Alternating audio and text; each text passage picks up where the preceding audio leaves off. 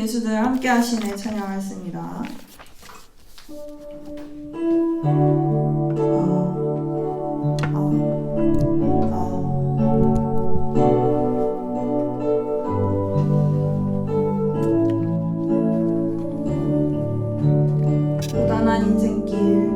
고단한 인생길 힘겨운 오늘도 예수 내 마음 아시네. 지나간 아픔도 마주할 세상도 예수 아시네. 하루를 살아도 기쁨으로 가리 예수 늘 함께 하시네. 후회도 염려도 온전히 맡기리 예수 늘 함께 하시네. 믿음의 눈 들어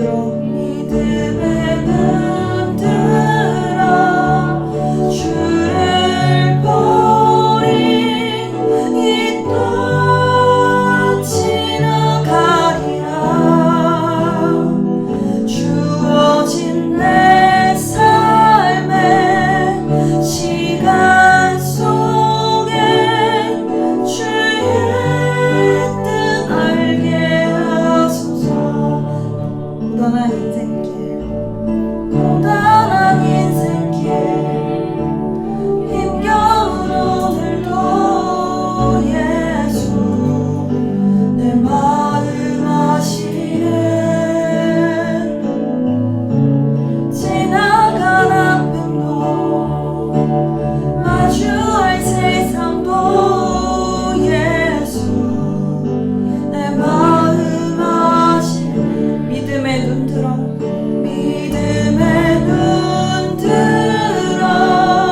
주를 보리. 이 또한 지나가리라. 주어진 내 삶의 시간 속에 주의 뜻 알게 하소서. 믿음의 눈 들어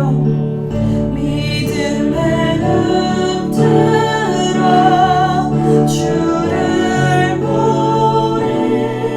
이 또한 지나가리라. 주어진 내 삶의 시간 속에 주의 뜻 알게 하소서. 아멘. 이 시간 십자가 찬양하겠습니다.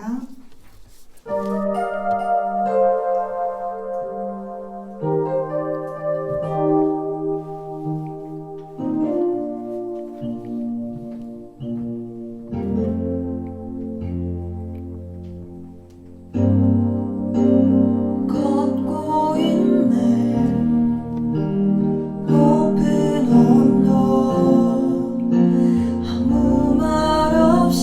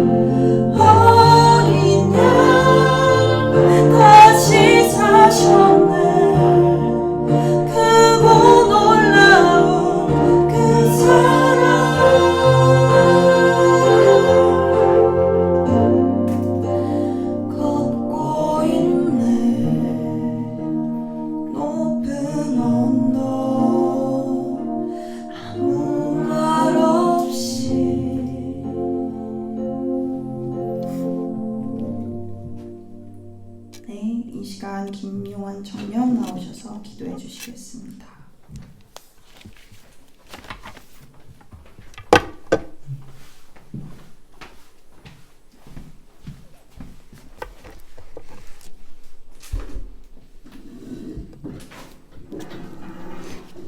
기도드리겠습니다.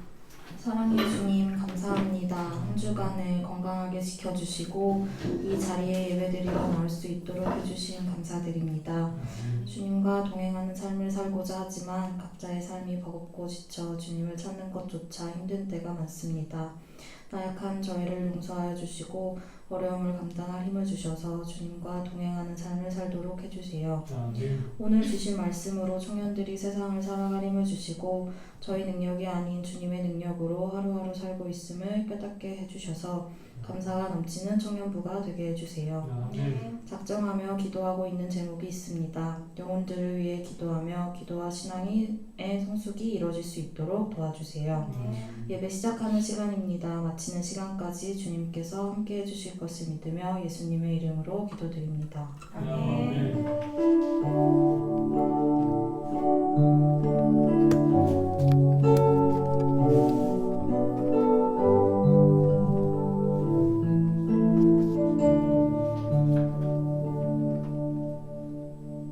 이 시간 주님께서 주신 말씀 에베소서 1장 13절에서 14절입니다.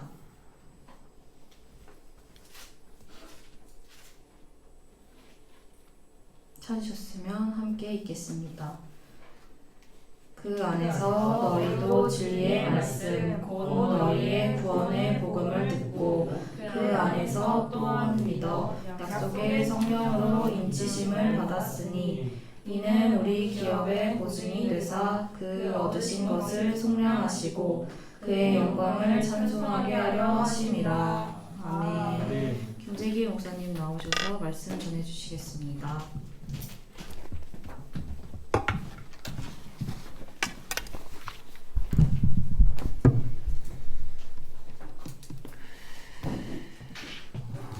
하나님은 하나님의 것을 인을 치십니다.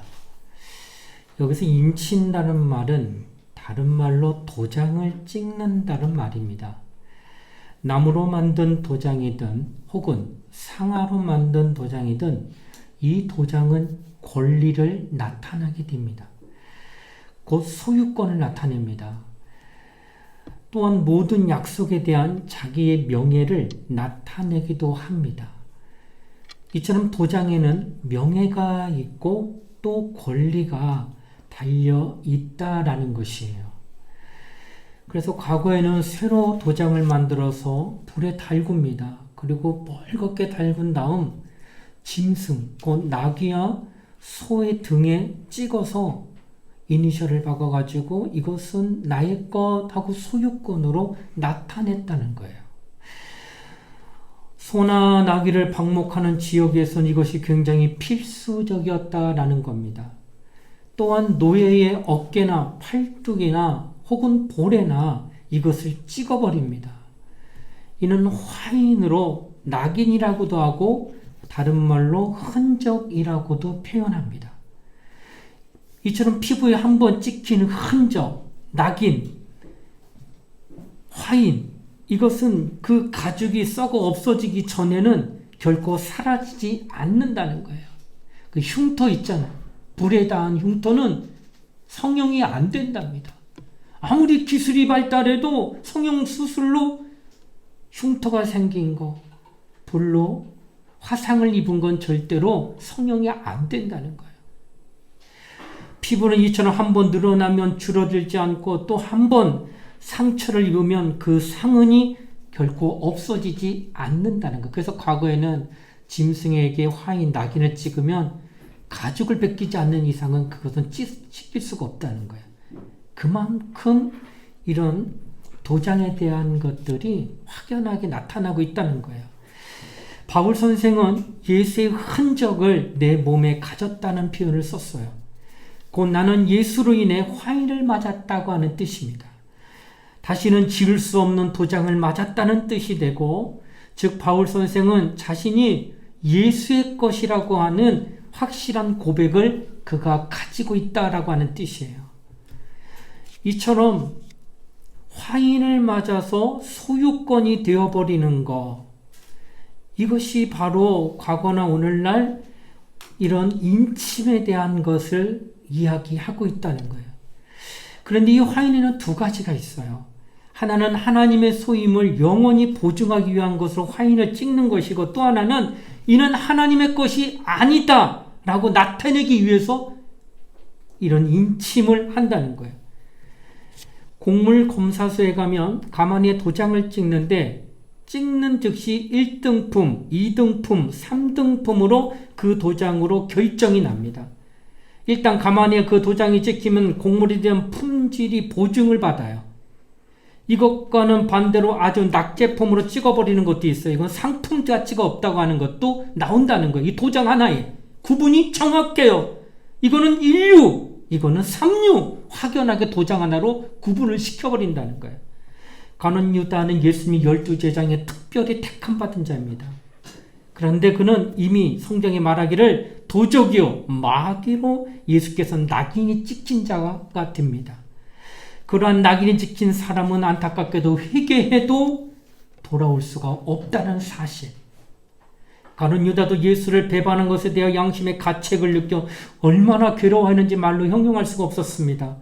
그래서 몸부림치며 회개도 했지만은 안타깝게도 그리스도께 돌아올 수는 없었습니다. 만약 돌아왔다면 그는 자살하지 않았을 거예요. 돌아올 수가 없기 때문에 할 수 있는 게 뭐예요? 가책을 받으니까 목숨이라도 끊는 방법으로 그가 선택했다는 거예요. 결국 목매달아 죽고 말았다는 겁니다. 낙인이 찍혀버리면 돌아오고 싶은 마음은 간절하나 안 된다는 거예요. 주님이 받아주시지 않는다는 겁니다. 그렇게 화인 맞아버리면 영원히 끝나고 마는 거예요. 예수님의 제자랄지라도 3년 동안 주님을 따라다니면 네가 본 것이 무엇이더냐? 네가 배운 것이 무엇이더냐? 네가 경험한 것이 무엇이더냐? 다른 사람과 상상할 수 없을도록 그렇게 경험하고 그렇게 많은 것을 보고 그렇게 많은 것을 체험했는데도 불구하고 그가 돌아올 수가 없다는 거예요. 화인을 맞았기 때문에. 이처럼 신앙생활하면서 화인 맞지 않도록 주의하지 않으면 결코 안 되는 게 우리 신앙생활이에요. 목사인 나도 화인 맞으면 끝나는 거예요. 주의 종이라고? 아니에요. 예수의 12제자는 예수님이 육성을 3년간 들은 자고 예수보다 더한 능력을 나타낸 자가 이 땅에 어디 있었어요. 죽은 자를 살리고 풍랑을 잠잠케 하고 어마어마한 능력을 나타냈던 그 예수님과 함께 했던 제자랄지라도 화인 맞으니까 끝나는데, 여러분과 내가 화인 맞으면 어떻게 살아날 수 있겠느냐는 거예요. 그래서 화인 맞지 않도록 주의해야 된다 하는 거예요. 그러나 하나님의 소유를 인침받으면 결단코 잃어버린 바가 되지 않는 은혜가 있다는 거예요. 성경에 보면 잃어버린 드라크마를 찾아 마당을 쓸고 애쓰던 여인이 마침내 오랜 시간을 찾고 찾고하다 드디어 찾았어요. 그리고 이웃과 더불어 기뻐했다는 말씀이 나옵니다. 우리나라 처음 100원짜리 화폐는 동전이 아니고 지폐였답니다. 그리고 그 지폐에는 세종대왕의 형상이 그려져 있어요. 그와 같이 드라크마라고 하는 당시 이스라엘의 그 화폐에는 로마 황제의 화상이 있다는 거예요. 그 여인이 로마 황제의 화상이 있는 동전을 찾아 몹시 방황했듯이 하나님은 당신의 형상을 찾아 쉬지 않는 여인의 모습과 똑같다는 거예요. 하나님 자신의 형상대로 지음받은 사람을 하나님은 찾아내시되 끝까지 찾아낸다는 거예요. 왜? 소유권이에요. 내 거니까. 이는 내 거니까 내가 찾는 게 당연하지 않느냐는 거예요. 중도에 포기하지 않고 끝까지 찾아내는 것처럼 하나님도 하나님의 것을 찾으시는 분이라는 거예요. 일단 하나님의 것이 되어버리면 어떠한 일이 있어도 주님은 찾으십니다. 당신의 형상을 닮았기 때문에 하나님의 것이라 인정하여 하나님은 찾으신다는 거예요. 그런데 외모는 하나님의 형상을 닮은 게 분명한데 그에게서 하나님의 성품을 볼 수가 없다고 한다면 죄송하지만 당신은 위조지폐예요. 모양은 똑같이 위조 지폐도. 그러나 절대로 위조 지폐는 가짜라고 하는 거지 진짜가 아니기 때문에 화폐에 가치가 없는 것처럼 외형은 그가 그리스도인 같아요. 교회는 나오는 것 같아. 하나님 전에서 예배는 드리는 것 같아. 근데 그에게서 하나님의 성품을 못 보게 되면은 그 사람은 하나님의 것이라고 말하기가 어렵다라는 거예요. 가짜 형상이 된 것입니다. 만약 우리가 하나님의 인을 맞은 자라고 한다면 하나님은 우리를 찾을 때까지 마당을 쓸어 부지런히 움직이신다는 거예요. 그리고 마침내 기어코 우리를 찾아 자기의 것으로 소중하게 여겨주시겠다라는 겁니다. 소돔과 고모라가 멸망할 때 하나님은 의롭다고 인정한 자를 기어코 찾아 구원해주는 그 롯입니다. 수많은 사람이 소돔과 고모라 땅에서 살고 있었지만 하나님 보시기에 불로 멸망할 때에 이 사람만은 내가 살려야겠다고 선정한 자가 롯인데 의롭다 여겨서 찾으시는 거예요. 하나님의 것이라 여겨서 찾으시는 거예요. 마침내 그들을 찾아내시고 멸망할 것에 미련을 두지 말고 빠져나오라. 그래서 천사를 보내고 천사의 손을 잡고 나오다가 롯의 아내는 뒤돌아보고 소금 기둥이 되고 자녀와 롯만 데리고 어떻게 다 끄집어내서 소돔과 고모라가 불로 유황불로 멸할 때에 다 사그라질 때에 이 세 사람만 구원을 받습니다. 하나님이 찾지 않으면 그도 똑같이 돼야 돼요. 죽어야 돼. 근데 하나님이 찾으시면 살아나더라는 거예요. 세상이 홍수로 멸망할 때가 있었습니다. 그때 노아는 하나님의 은혜를 입었다고 성경은 말합니다. 노아는 하나님의 은혜를 입은 자에게 하나님이 그를 찾으시고 그에게 말씀하시기를 방주를 지어라. 수십 년 동안 방주를 바다나 강에다 짓는 게 아니라 산 꼭대기에다 지었습니다. 남들이 볼 때는 미쳤다고 말합니다. 그러나 하나님의 사람은 하나님을 바라보며 수십 년 동안 자녀와 함께 방주를 뚝딱뚝딱 하면서 짓기 시작하며 오래 참고 지은 거예요. 오래 인내하며 지은 거예요. 오랫동안 멸시를 받으면서 끝까지 지었어요. 하나님이 놓치지 않습니다. 그 사람. 남들은 미친놈이라고 말해도 하나님은 그를 찾으시는 사람의 하나로 여겨서 붙들었기 때문에 마침내 때가 이름에 하늘문을 열어 비를 쏟아낼 때에 수많은 사람들이 다 몰수하고 죽었을 때 노아의 8 식구만은 온전히 구원을 받았다라는 거예요. 사람의 생사는 온통 하나님의 주관 안에 있다는 것을 확인합니다. 그렇기 때문에 그분에게 인을 칠 권리가 있어요. 인을 치는 것은 성령으로만 할 수 있다고 성경은 말합니다. 인을 성령을 부어서 성령으로 찍는 것을 말합니다. 성령은 우리가 육체 안에 있을 때 인친다고 말씀합니다. 그래서 사도행전 2장 17절에 보면 하나님의 가라사대 말세에 내가 내 영으로 모든 육체에 부어주리니 너희의 자녀들은 예언할 것이요 너희 젊은이들은 환상을 보고 너희 늙은이들은 꿈을 꾸리라. 그러니까 하나님께서 하나님의 영을 말세에 내 영을 내 육체에 부어주리니 그러니까 육체가 살아있는 영혼에게만 성령으로 인을 치는 역사를 하시겠다는 거예요. 그래서 성령으로 인친다고 하는 것은 우리의 믿음을 견고하게 하고 또 우리의 믿음을 보증하고자 하심이다 라고 고린도후서 1장 22절 이렇게 증거합니다. 저가 또한 우리에게 인치시고 보증으로 성령을 우리 마음에 주셨느니라.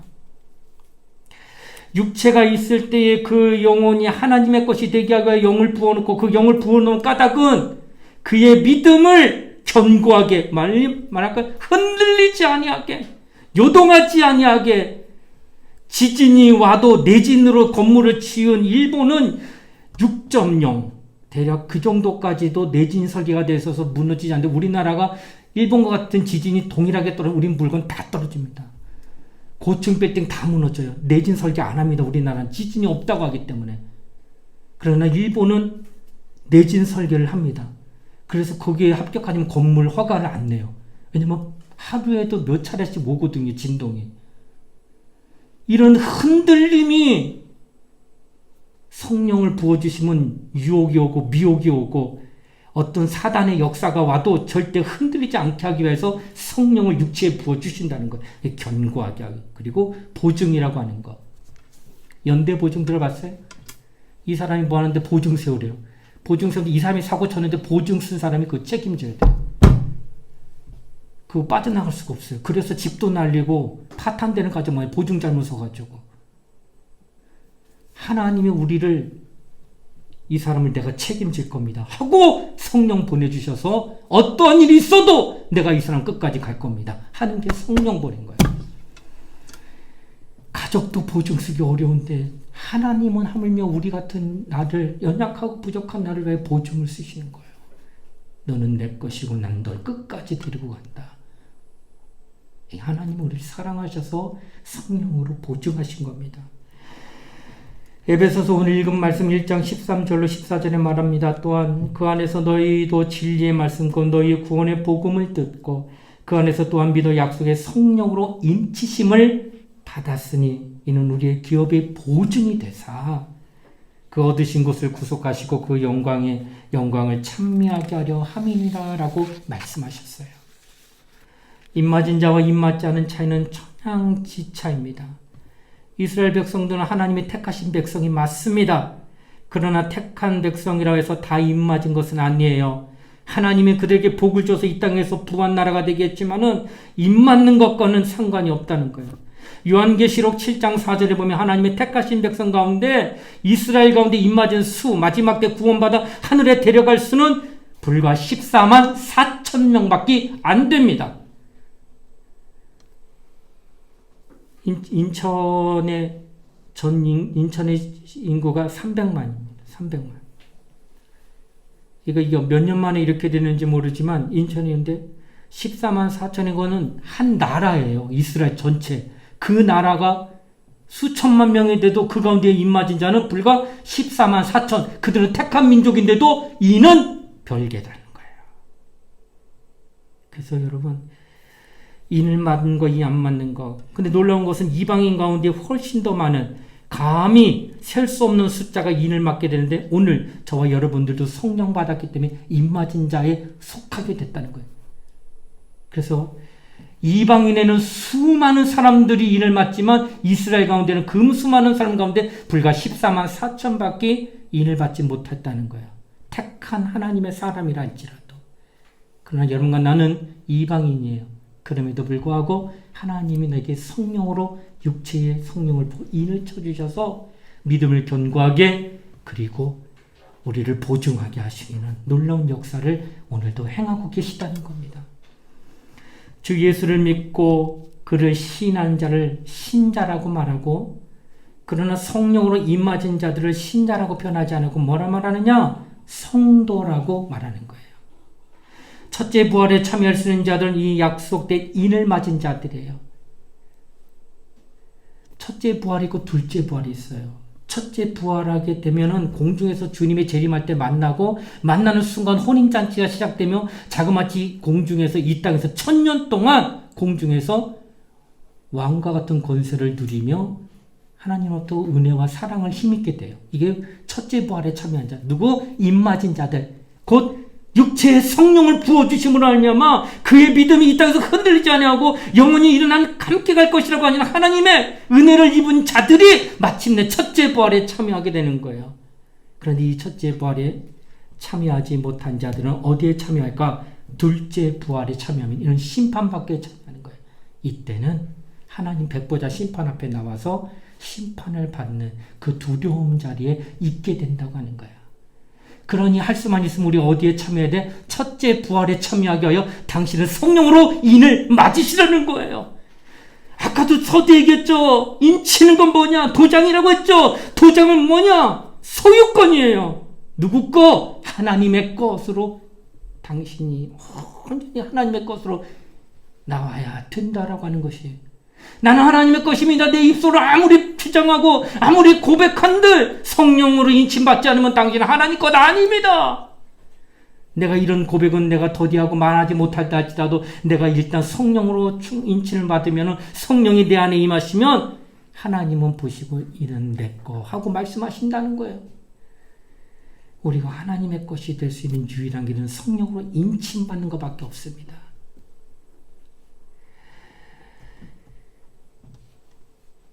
우리는 성령으로 인을 받지 않으면 그분의 완전한 소유가 될 수 없다는 사실을 깨닫고, 그래서 베드로가 신앙생활을 예수님과 공생이 하면서 그의 별명처럼 따라다니는 게 수제자 베드로입니다. 수제자. 12제자 중에 가장 주님을 잘 따르고 주님을 가장 사랑하고 주님의 사랑을 또 가장 많이 받은 자가 누구냐? 베드로, 수제자라는 표현을 썼다는 거예요. 그래서 베드로가 예수가 잡혀가기 전에 이런 말을 했습니다. 나만큼은 결단코 주를 떠나지 않겠습니다. 내가 죽는다고 하셨거든요, 예수님이. 결코 나는 주님을 떠나지 않겠습니다. 그렇게 주님 앞에서 약속을 했는데, 그러나 그가 몇 시간 만에 배은망덕하게 그가 예수를 부인하게 됩니다. 분명하게 맹세했지만 조그만 여자 하인 앞에서 나는 그를 저주하면서 모른다고 맹세까지 했던 자가 베드로입니다. 그가 비록 믿음은 갖고 있었지만 그 믿음이 환난을 견딜 만한 능력이 없기 때문이었습니다. 그래서 곧 부인해버리고 말았다는 거예요. 나는 믿음이 있다고 말했어요. 나는 믿는다고 얘기했어요. 고백도 하고 하나님만을 쫓아가겠다고 얘기했어요. 그러나 환난과 역경과 고난이 와가지고 그로 말면 내 목숨이 좌지우지될 때는 그 믿는다는 그 믿음을 견고하게 흔들리지 아니하게 붙들 수 있는 능력은 그에게 없었다는 거예요. 베드로만 그럴까? 아니지. 오늘날 예수 믿는 사람들 가운데서도 죽음이 아닌 금전적인 어려운 문제, 여러 가지 인간관계가 어려워지는 환경에 도달하게 되면은 쉽게 예수를 부인하고 난 예수 모른다고 말할 수 있는 자가 이 땅에 얼마나 많으냐라고 하는 거예요.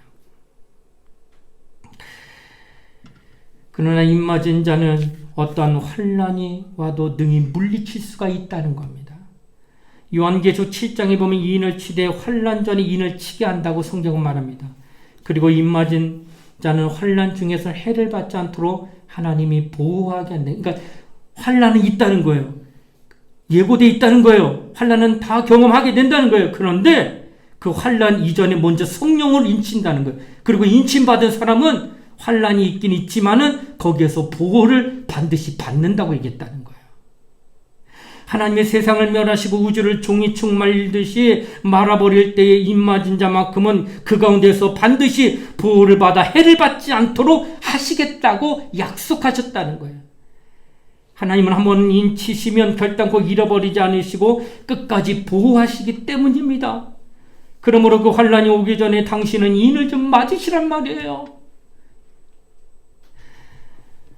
요즘 세상이 급속도로 발전함과 동시에 교회에 많은 세속이 이루어지고 있습니다. 참으로 이것은 목회자로서 굉장히 염려스러운 일입니다. 사람들을 보면 보통 이런 말을 합니다. 영혼만 구원받으면 죄인인가? 그러나 하나님께 한번 그렇게 물어보세요. 하나님, 영혼이 최고입니까? 하나님은 내게 얘기할 겁니다. 영혼을 구원하기 위하여 나는 내 하나밖에 없는 독생자를 주었고 어떤 영혼이든 그를 믿는 자는 구원하려고 하는 마음을 가지고 아들 이 땅에 보냈다고 하나님은 얘기하실 거예요. 예수께 한번 물어보세요. 예수여, 영생 얻는 것이 제일입니까? 과연 그게 최고입니까? 예수가 말씀하실 거예요. 내가 너에게 그것 주기 위해서 내가 죽었노라, 피를 흘렸노라, 살을 찢었노라 말씀하실 거라는 거예요. 오늘날 교회가 구제나 사랑 말해야 됩니다. 그거 하지 않으면 안 되죠. 해야 됩니다. 당연한 겁니다. 그러나 그것이 목적이 될 수 없다는 거예요. 그것은 우리가 그리스도인이라면, 예수 믿는 사람이면, 하나님을 아는 자라면 당연히 할 수 있어야 된다는 거예요. 구제도 해야 되고 사랑도 해야 될 거예요. 그러나 우리의 가장 큰 목적은 영혼 구원입니다. 내 영혼이 구원받는 거, 이 문제를 놓고 우리가 하나님 앞에 나오고 있다는 거예요. 그러므로 우리는 영적으로 살아야 된다고 하는 겁니다. 요한복음 14장 1절로 3절에 증거합니다. 너희는 마음에 근심하지 말라. 하나님을 믿으니 또 나를 믿으라. 내 아버지 집에 거할 곳이 많도다. 그렇지 않으면 너희에게 일렀으리라. 내가 너희를 위하여 처소를 예비하러 가노니 가서 너희를 위하여 처소를 예비하면 내가 다시 와서 너희를 내게로 영접하여 나 있는 곳에 너희도 있게 하리라. 하나님의 아들이 내가 이제 가면 처소를 너희를 쉴 수 있는 곳을 마련하고 준비가 다 되면 내가 데리러 오마 하시간 약속을 했다는 얘기예요. 영생은 하늘에서 얻는 겁니다. 어디? 하늘 처소에서. 영생은 죽었다가 부활함을 얻는 겁니다. 살아서 가는데 육신은 죽고 영이 살아서 가는 게 영생이라고 하는 거예요. 영원한 나라에서 얻는 것이 바로 영생입니다. 이것이 바로 우리 주님이 약속하신 것이에요. 먼저 영혼이 그래서 잘 돼야 된다는 거예요.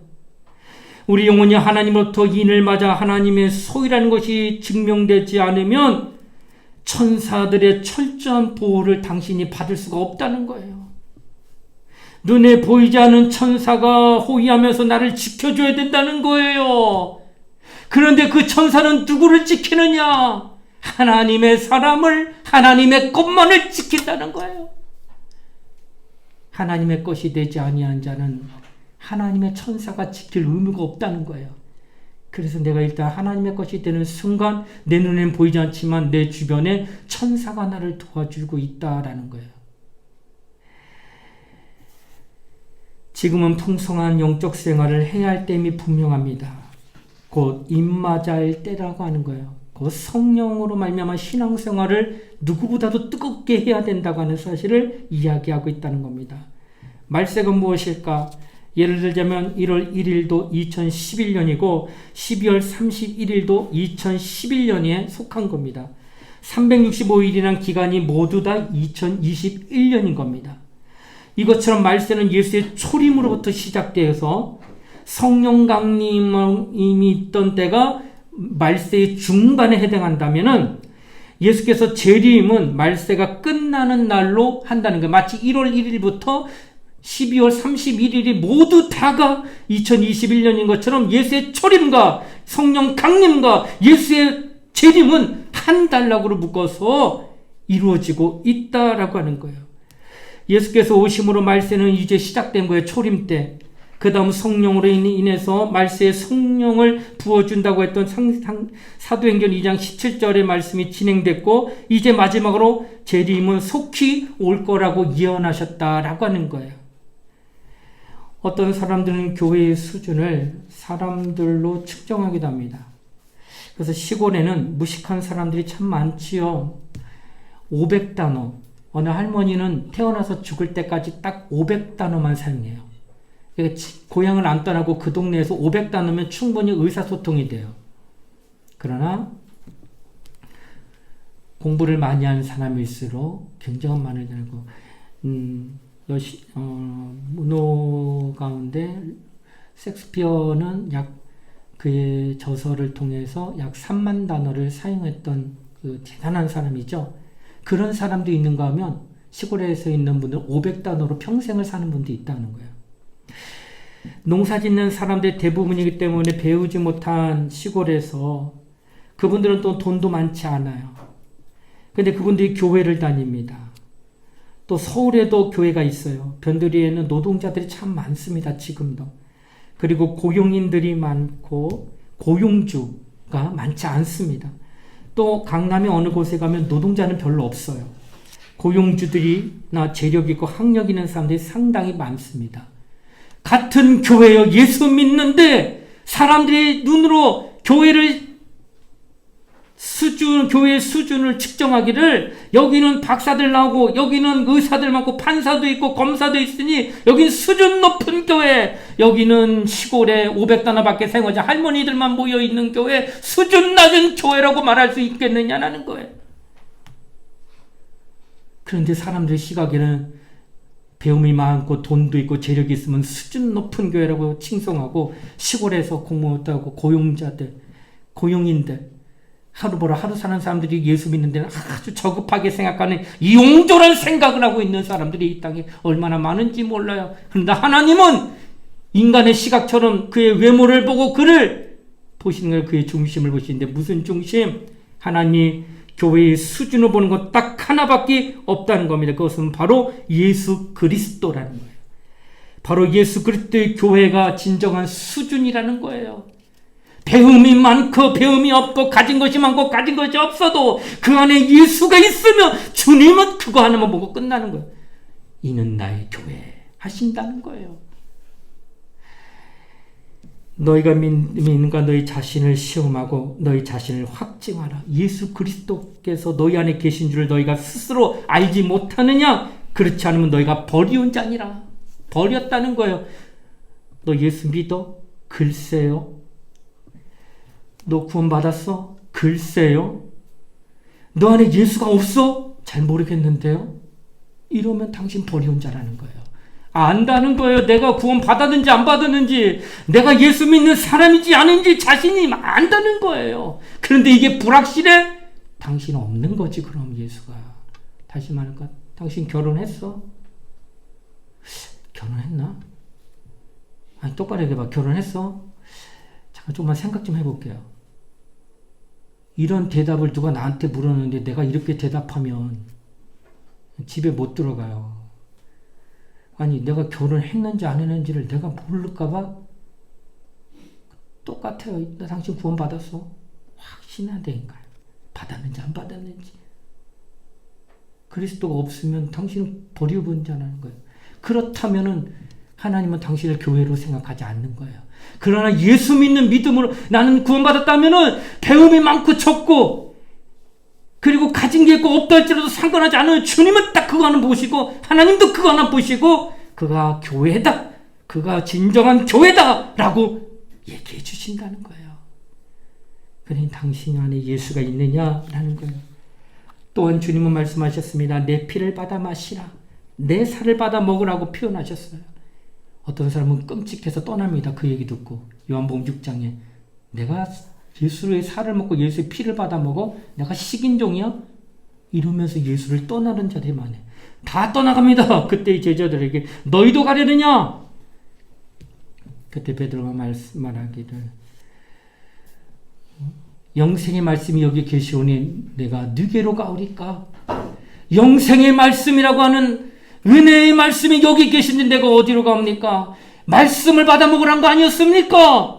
내 살을 받아 먹으라, 내 피를 받아 먹으라는 것은 그의 살과 바르는 그 보이는 육신의 그걸 말하는 거 아니라 당신의 말씀이 육신이 되어 이 땅에 오신 하나님이시라는 것을 믿고 당신이 하는 말씀을 영생의 말씀이 여기 계시오니 내가 어디로 갑니까? 하며 나는 가지 않습니다 하며 그것을 영적인 하나님의 말씀으로 받아들이라고 하는 뜻으로 베드로가 믿고 떠날 수 없습니다 라고 고백했다라는 거예요. 그리스도의 살과 피가 교회의 수준인 겁니다. 그리스도의 피가 우리 속에 들어와 우리의 피가 사람 맥박을 칩니다. 막 뛰어요. 맥박 때문에 막 팡팡하고 심장에서 펌프질하면서 피가 있기 때문에 그런 거 아니겠어요? 교회 안에 그리스도의 피가 힘차게 약동하는 겁니다. 교회의 수준이 돈이 많은 사람이 모여서 높은 수준, 공부 많이 한 사람이 못 보는 게 아니라 그 교회 안에 예수의 공로, 예수가 날려 흘리신 피로 인해서 감사하며 하나님 앞에 영광 돌리며 하나님의 은혜는 없이 난 살 수 없다고 고백한 자들의 입술에 고백이 있는 가게가 진정한 주님의 교회라는 거예요. 건물만 번지하게 키우고 사람만 많이 다닌다고 그게 교회냐는 거예요. 그 안에서 주님의 피로 인하여 구원받은 사람들의 하나님께 감사와 영광과 찬송이 흘러넘치는 교회. 그리스도의 살로 인해서 영혼이 잘 되고 있는 것, 그건 하나님의 말씀으로 순종하는 교회, 그게 진정한 교회지. 물론 돈도 벌어야 합니다. 모든 것이 잘 돼야 됩니다. 우리가 영혼만 잘 되는 것이 아니라 영혼은 당연한 것이고 그 이외에 우리에게도 필요한 것들이 육신이 있기 때문에 돈도 벌어야 되고 또 여러모로 잘 형통해야 된다는 거예요. 그러나 천하를 얻고도 목숨을 잃으면 아무것도 아니라는 거예요. 돈도 잘 벌어야 되고 집도 사야 되고 차도 했지만은 그로 말미암아 모든 것이 천하가 내게 들어온다 할지라도 너에게 있는 생명 하나만 걷어가면 그게 네 것이 되겠느냐. 그래 목숨이 최고라는 거예요. 천하를 다 줘도 목숨하고 바꿀 수 없어요. 받아도 목숨 없으면 다 끝나버리니까. 목숨을 건져야 영광도 누린다는 겁니다. 천하 영광을 얻을 때도 목숨을 잃어버리면 아무것도 아니지 않습니까?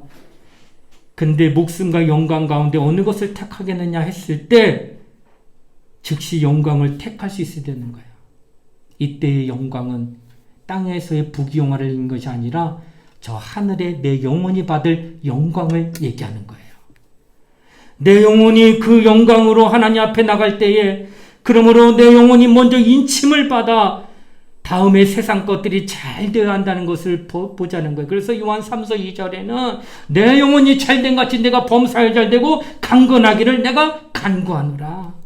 순서가 딱 정해졌어요. 내 영혼이 잘된 같이 내가 범사에 잘되고 그 다음에 강건하기를 간구하노라. 영혼이 잘되면 당신이 하는 모든 것들이 중간에 떨어지지 않고 범사가 매일같이 이란 뜻이에요. 범사는 매일같이 은혜가 되고 강건한다는 것은 보존된다는 거예요.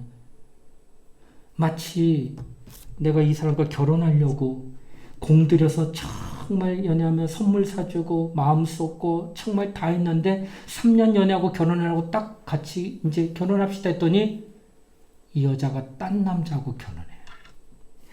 내가 집을 잘 졌어요. 건축하고 사람 불러가지고 이제 내가 당신하고 이제 내가 살아야겠다고 집을 졌는데 이제 집에 들어가려고 다진 집이 내가 들어가는 것이 아니라 집주인이 다른 사람이 돼서 그 집에 들어갈 형편.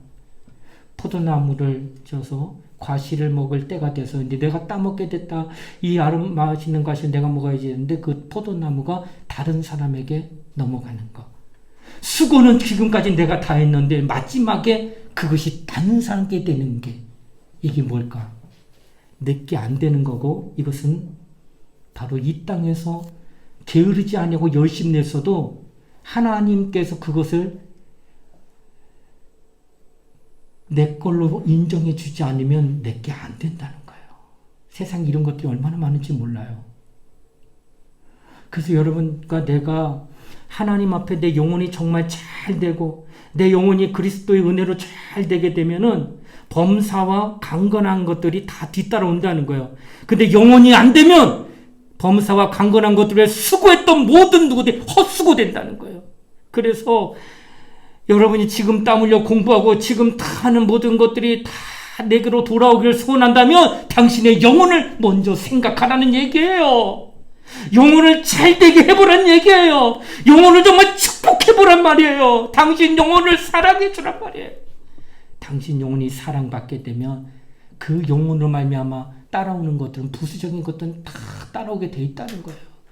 그런데 그렇게 얘기를 해도 눈에 보이는 그런 것들을 쫓아가다가 무너지고 쓰러지고 피 흘리고 한탄하면서 돌아오면서 왜 나는 이 모양입니까? 왜 나는 이렇게 일이 안 됩니까? 치질이도 아무것도 안 됩니다며 하나님 앞에 원망과 불평하는 그 까닭은 당신이 영혼을 먼저 생각하지 않았기 때문이라는 거예요. 영혼을 생각해야 됩니다. 그래서 성경은 말씀하기를 너희는 먼저 그의 나라와 그의 의를 구하라 하는 거예요. 이게 우선이에요. 어떤 사람은 자기의 영혼에 대한 열심이 가득 있어요. 세상에서 도전을 받는 사람, 다시 말해 경제적으로나 환경적으로 쫓기고 있는 사람은 안타까워서 막 기도합니다. 여러분 성경이 주기도문 가운데 오늘날 우리에게 일용할 양식을 주옵시고 이 기도 해요? 일용할 양식을 주옵시고 어때요? 어떤 사람이 기도할까? 내일 1년, 2년 돈이 많아 10년치 먹을 것이 통장에 잔고가 돼 있는 사람은 이 기도 안 합니다. 왜요? 이미 다 준비되어 있기 때문에. 그런데 우리가 일용할 양식을 달라는 건 매일 먹을 것을 달라는 것은 오늘 먹고 나면 뒤에 내일 게 없는 사람들, 이런 사람들, 달리 말할까요? 오늘의 삶을 지탱할 수 있는 오늘 것만 내게 허락되어 있다는 건 내일은 내게 주어질지 안 주어질지 아무도 몰라요. 왜? 하나님이 생명을 연장하면 주어지는 거고 그렇지 않으면 내게 없다는 거예요. 그래서 일용할 양식을 구하는 자들은 오늘 내게 먹을 것만 주시면 오늘 내가 살다가 생을 열심히 주님의 뜻대로 인도함 받다가 오늘 생을 마감한다고 하면 그냥 갈 겁니다. 그러나 하루 연장돼서 내일 살면 난 내일 이렇게 기도할 겁니다. 오늘날 우리에게 일용할 양식을, 오늘이 내일이 됐으니까, 내일이 오늘이 됐으니까 하루가 지나면서 이렇게 오늘의 육신을 위해서는 그렇게 살지만 그러나 영혼을 위해서는 날마다 하나님 앞에 더 하늘의 것을 소망하며 기도하고 있다는 그 사람이 가장 영적으로 신령한 자가 될 수 있다는 거예요. 환경이 조금 편한 사람은 죄송하지만 기도하지 않는 거 얼마나 많이 보는지 몰라요. 사람들은 저는 피곤해서 그렇게 못해요 하는 걸 들어봤습니다. 아니, 뒤에서 누군가 죽이려고 쫓아오는데 도망치다가 아이고 피곤해. 근데 칼 들고 들어오는데 아유 피곤하니까 그냥 이만큼 뛰었으면 됐지, 그냥 찔르면 찔르는 걸로 죽지 하는 사람이 어디 있냐는 거예요. 피곤은 해도 뒤에서 쫓아오는 게 칼이 들고 쫓아와서 찔르면 죽이면 내가 호흡이 뛰다가 끊어지면 끊어지었지 피곤해서 안 뛰는 인간이 어디 있느냐는 거예요. 뛴다는 거예요. 뛴다는 거. 우리 영적 생활도 피곤해서 오늘은 기도 못하겠다? 어떻게 하냐는 거예요. 뒤에서 마귀가 너를 움켜잡으려고 뛰어오고 있는데, 너를 피 흘리게 하기 위해서 칼 들고 뛰어오고 있는데, 피곤해서 내가 기도 안 해? 피곤해서 내가 주일날 예배 못 드리겠어? 피곤해서 내가 말씀 못 보겠어? 이 말이 어떻게 나오냐는 거야. 여러분, 죽을 때에 가더라도 힘을 다하여 도망가는 그런 모습으로 우리가 이 땅에서 육신 것은 뒤로 다 넘기고 부활의 표대를 향해서 막 달려가자는 거야. 열심을 다해서. 자기 환경이 자기를 교만하게 만들고 만 사람들이 이 땅에 많이 있습니다. 환경 때문에 스스로 자기의 영혼을 저주하고 학대하고 만 사람들이 얼마나 많은지 몰라요. 이분이 원래 이런 분 아니었는데 어떻게 이렇게 됐을까? 사글빵 살 때에 매일 새벽기도 나와가지고 하나님 오늘 우리 애들도 힘들지만 잘 지켜주시면 감사합니다. 공부하는데 지혜를 주세요 했던 집사가 하나님이 복을 주시니까 사글빵에서 전세로 옮기고 전세에서 집을 32평짜리 아파트를 샀어요. 그리고 어떤 일을 하는지 아세요? 더 좋은 아파트로 가겠다고 교회 앞에서 사글빵 살던 그분이 교회에서 30분 1시간 거리에 집을 사가지고 매일같이 새벽기도 나왔던 그분이 일주일에 한 번 교회 나올까 말까 하는 사람으로 바뀌었어요. 그리고 나중에는 목사님 너무 멀어서 교회 못 갈 것 같아요. 1년에 한두 번만 갈게요. 이렇게 나오더라는 거예요. 그 사람은 자기의 환경이 나아짐으로 인하여서 그 영혼이 죽어버리고 만 것입니다. 그러므로 우리는 쫓기는 사람이 됐으면 좋겠어요. 하루에 일용할 양식만을 구할 수 있는 그 마음으로 우리가 이 땅에서 성령으로 인침을 받고 세상에서 나아가 살아가야 된다는 겁니다. 성경은 내 영혼이 잘 되면 범사가 잘 되리라고 성경은 분명히 말합니다. 그러므로 우리는 먼저 성령으로 인침받기를 사모해야 할 겁니다. 여러분 정말 내 영혼을 축복하세요. 하나님 나는 내 영혼이 잘 되면 범사가 잘 되고 강건해지는 역사를 내가 경험할 것입니다. 그러므로 나는 이 땅에서 하나님 앞에 내 영혼을 축복하려고 하니 내 영혼을 축복하여 주시옵소서. 이 믿음을 가지고 기도할 때 하나님께서 당신을 성령으로 인침받게 하고 그리고 이는 내 거 하시면 이제 된 거예요. 그때부터 하나님이 당신을 이끄실 거예요. 이리 가자 하면 가시고 저리 가자 저리 될 거예요. 근데 가는 길마다 선한 하나님의 축복의 길이에요. 그 길이 열릴 때 우리는 지나갈 때마다 감격하고 지나갈 때마다 감사하고 지나갈 때마다 하나님 어떻게 날 이렇게까지 사랑하셨나요? 하고 고백할 수밖에 없을 거예요. 마치 부모가 자식을 이끌며 가장 좋은 거 보여주러 가고 가장 맛있는 거 먹여주러 가고 아프면 가장 좋은 병원 데리고 가려는 거 똑같아요. 왜? 내 새끼니까. 왜? 하나님 보시기에는 내 자녀니까. 인침받으면 그렇게 여기신다는 거예요. 여러분 나 하나님의 것이 됩시다. 오늘 이 시간 우리 함께 기도할 때 하나님 나는 하나님의 것이 되고자 합니다. 당신이 정말 과연 누구의 것인가를 한번 보세요. 아직도 내 마음대로 내 뜻대로 내가 원하는 대로 가고 있지는 않습니까? 생각이 있고 주장이 있는 거 좋다 이거예요. 하지만 그것이 하나님의 말씀보다는 더 앞서가면 안 되지. 당신은 하나님의 말씀보다는 처져야 돼요. 하나님 말씀이 먼저 운행하시고 하나님의 성령이 먼저 나가실 수 있도록 그분께 맡겨드려야 됩니다. 우리는 이 시간 기도할 때 하나님 성령으로 인쳐주셔서 나로 하나님의 것이 되어서 영원히 하나님이 책임져 주시는 그런 그리스도인이 되게 해달라고 우리 주여 한번 부르고 우리 통솔 함께 간절히 기도하시겠습니다. 주여 하나님 아버지 감사드립니다. 오늘 이 시간 우리로 하나님의 것이 되길 원합니다. 과연 나는 하나님의 것입니까? 나는 아직까지도 내 마음대로 내 뜻대로 행동하면서 하나님이 나 안 도와주십니까? 하나님 어쩌서 나를 이렇게 어렵게 하십니까? 라고 하면 원망과 불평은 하지 아니합니까? 왜 내가 이렇게 어려운가? 왜 내가 이렇게 힘든가는 바로 내 자신의 문제입니다. 내가 하나님의 것이 먼저 되어야 됩니다. 하나님의 사람이 되어야 됩니다. 하나님의 것이 내가 인침받아야 됩니다. 곧 성령으로 육체에 부어주리리. 내 육체가 있는 동안 내가 호흡하고 있는 동안 은혜를 삼할 수 있는 이 시간에 내가 성령 받을 수 있도록 도와주시옵소서. 성령 받은 모든 자들은 하나님의 것이 되어 하나님이 잃어버린 바 되지 아니하고 끝까지 찾으십니다.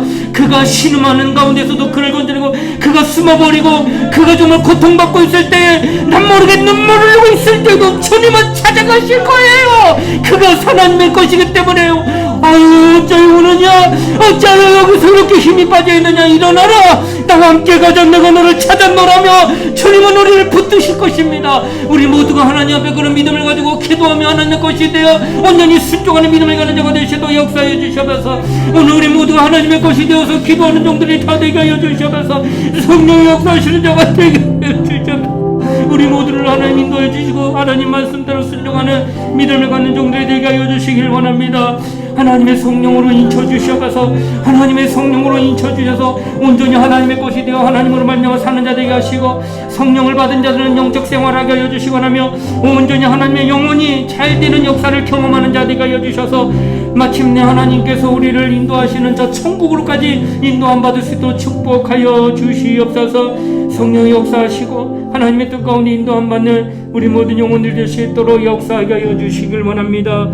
하나님 아버지 감사합니다. 인도하여 주시옵소서.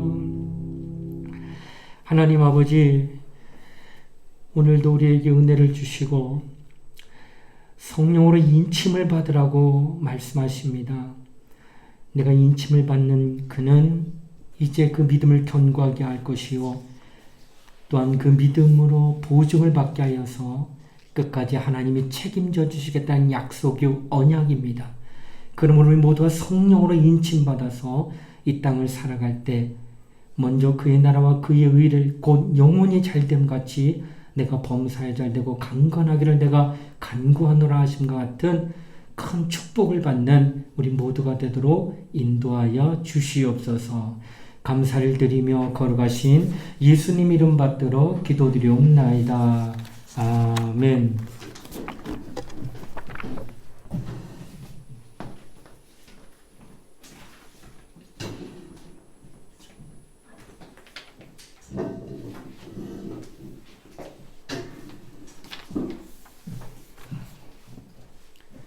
광고 드릴게요. 다음 주 예배 진행위원입니다. 찬양은 원래 재익 청년인데 재익 청년 되시는지 말씀해 주시고요. 기도와 봉독도 재익 청년인데 이것도 말씀해 주세요.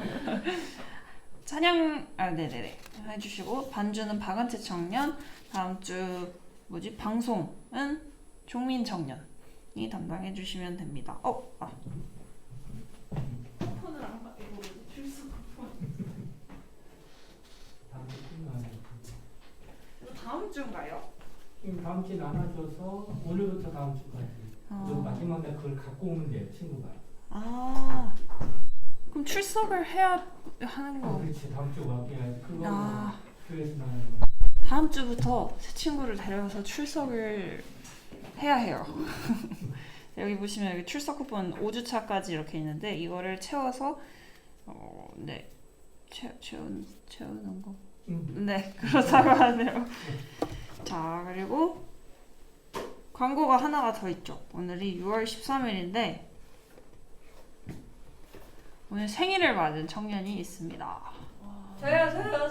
네, 네, 앞으로 나와주세요. 원래 제 생일 어떻게 했지? 태어나니 왜 태어나니. 그럴까? 네, 올라와 주시겠어요? 축복성 불러드릴게요. 이렇게 어떻게 하는 거였죠? 원래 끝나고요. 그러니까요. 죄송해요. 다시 집어넣으면 어때요? 아 그래요. 그럼 끝나고 노래 불러줄게요. 다시 들어가. 미안해요. 미안합니다. 네, 선물 줬다 뺐어. 목사님 나오셔서 축도를 예배 마치겠습니다. 찬양해야 돼. 아니래요. 죄송해요. 자다 일어났으니까. 아니야. 예수 늘 함께 하시는 참여하겠습니다.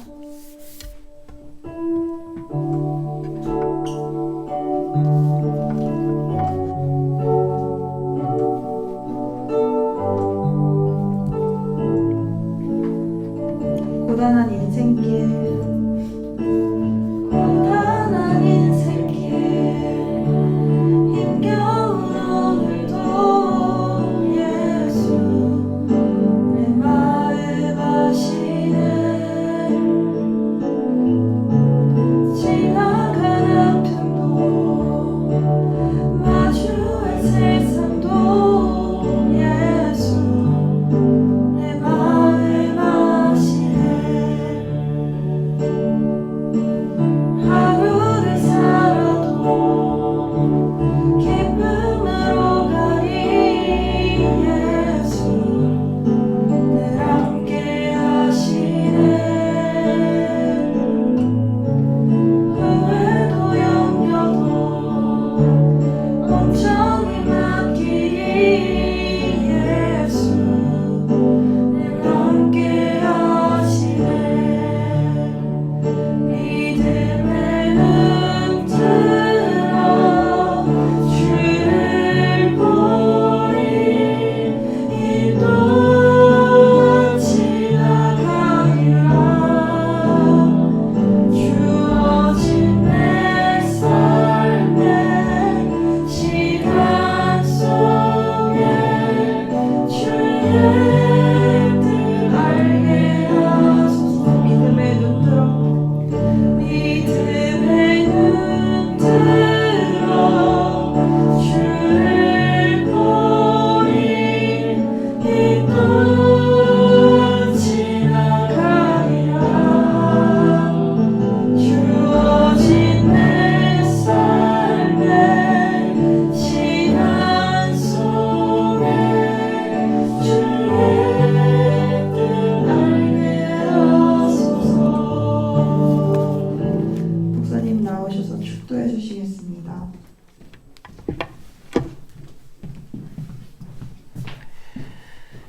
지금은 우리 주 예수 그리스도의 은혜와 하나님의 사랑과 성령의 감화 감동 교통하심이 오늘 성령으로 인침을 받아 영원히 하나님의 것임을 보증받고 그로 이제는 이 땅에서 먼저 그의 나라와 그의 의를 구하며 영적 생활을 승리하길 원하는 사랑하는 우리 청년들 머리 위에 이제로부터 영원토록 함께 하시기를 간절히 축원하옵나이다.